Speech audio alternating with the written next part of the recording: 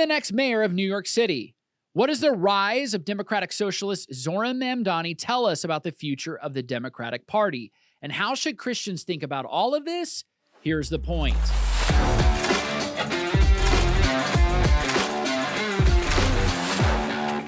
Tomorrow's election will tell us a lot about New York City and the state of the Democratic Party across the nation. Zohran Mamdani, a 33-year-old Democratic Socialist, leads in every poll with a commanding 25-point advantage.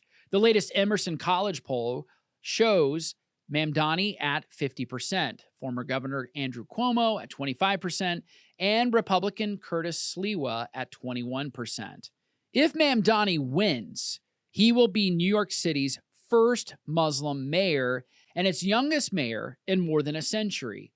More significantly, his election would mark the greatest electoral victory for the Democratic Socialists of America, redefining the Democratic platform in a major way. Mamdani is a card-carrying DSA member and describes their work as central to his political identity. The DSA cheered for Hamas on October the 7th, has supported defunding the police and abolishing prisons, even emptying jail cells at Rikers Island. His platform includes fare-free buses, universal free childcare, rent freezes, even socialist city-run grocery stores, and a $30 minimum wage by 2030. To pay for all of this, Mamdani is proposing a 2% tax hike on wage earners with incomes over $1 million. But experts say that this wouldn't cover half of what he is proposing. And millionaires are among the most mobile people in America. They can actually, in fact, move out of New York City. No doubt tomorrow can change everything, not only for New York City, but for our nation as well. So how should Christians think about all of this? Here's the point. First, understand what Mamdani's rise reveals about deep fractures within the Democratic Party and between Boomer and Gen X generations and Millennial and Gen Z generations. The battle between Mamdani and Cuomo was a proxy war between the radical and leftist insurgent wing and the more establishment and old liberal wing. The leftists are clearly in the driver's seat, and this split has been building for some years now. Bernie Sanders' presidential campaign demonstrated an early appetite for socialism, and that appetite has only grown. Alexandria Ocasio-Cortez's 2018 Democratic primary victory showed this movement was growing. Mamdani's victory could represent the biggest prize yet, and the implications for the 2028 presidential campaign are enormous. AOC is positioning herself for either a presidential run or a Senate challenge against Chuck Schumer.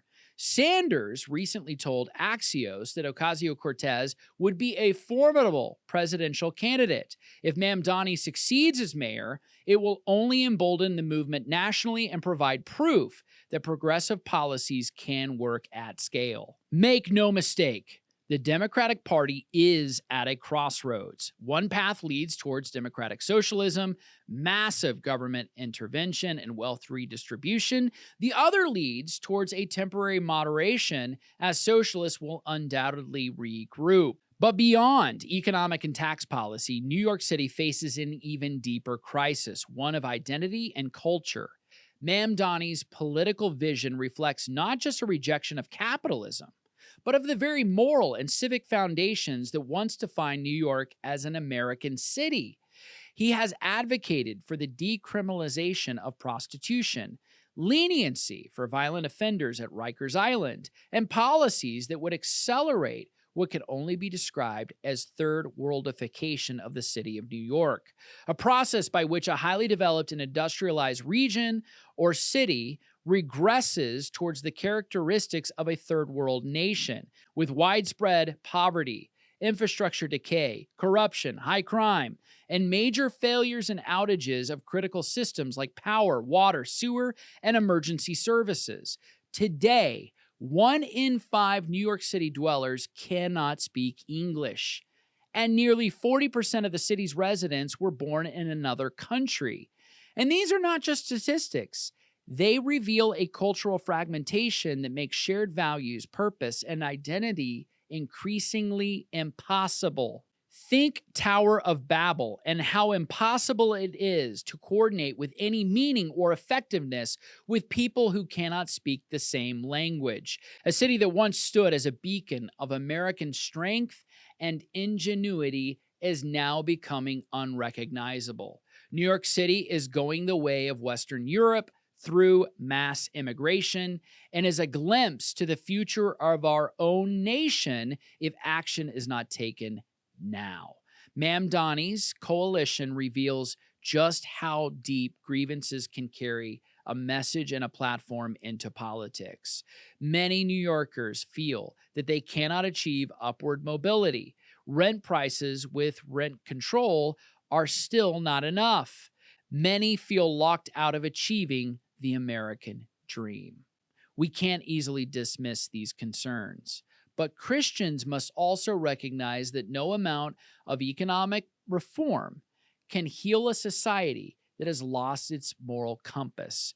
When government excuses crime, undermines family structure, and erases the cultural fabric that made America strong, it does not uplift the poor. It multiplies their suffering. Moral decay always precedes economic decay. We must also understand the worldview clash at the heart of the Democratic Socialist Party. The DSA's platform calls for abolishing capitalism.